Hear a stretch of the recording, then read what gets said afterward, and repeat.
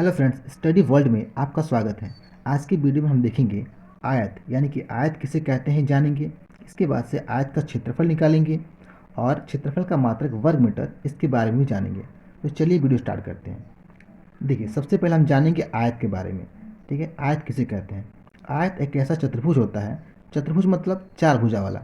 देखिए, इसे हम कहते हैं भुजा। ये जो लाइन है इसे हम कहते हैं भुजा। तो ये हमारा चार भुजा वाला है, 1 2 3 4। तो ये हमारा चार भुजा वाला है।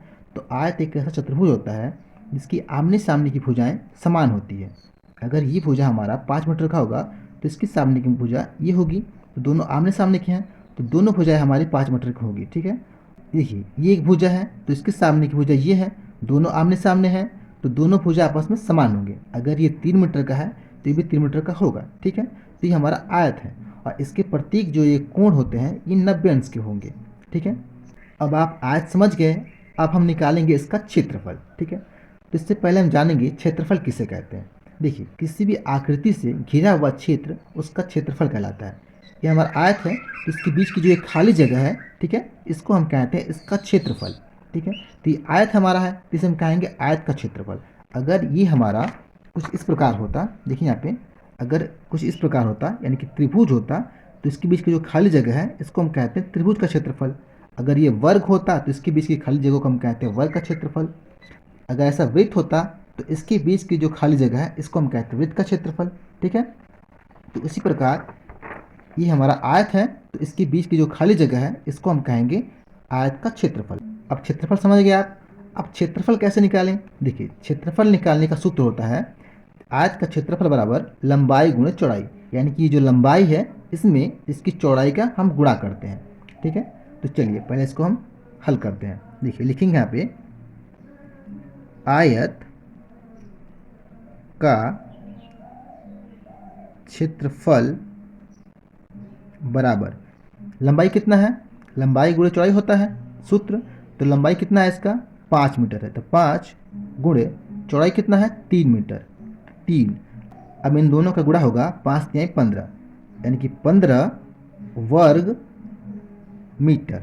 ठीक है, ये वर्ग मीटर क्या है, ये क्षेत्रफल का मात्रक होता है। ठीक है, इसे हम मीटर स्क्वायर भी लिख सकते हैं। ठीक है, मीटर स्क्वायर भी लिख सकते हैं।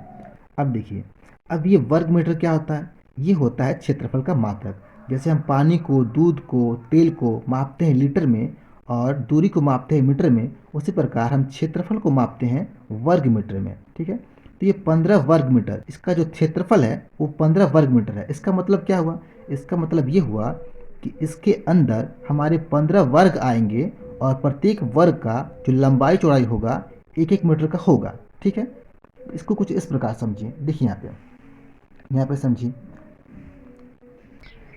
तो देखिए यहाँ पे इस आयत को हमने यहाँ पे बना दिया। ठीक है, अब इसकी लंबाई कितनी है, लंबाई है 5 मीटर और चौड़ाई है 3 मीटर। ठीक है, तो इसकी लंबाई को हमने 5 हिस्सों में बांट दिया, 1 2 3 4 5। ठीक है, अब इनके बीच की जो प्रतीक ये दूरियाँ हैं ये 1-1 मीटर की होंगी, इसलिए कि इसकी लंबाई 5 मीटर है और इसको हमने 5 हिस्सों में बांट दिया तो प्रत्येक दूरियाँ ये हमारी 1-1 मीटर की होंगी। उसी प्रकार ये 3 मीटर का है तो इसको भी हमने 3 हिस्सों में बांट दिया तो इनकी भी जो दूरियां हैं ये हमारे 1 मीटर की होंगी।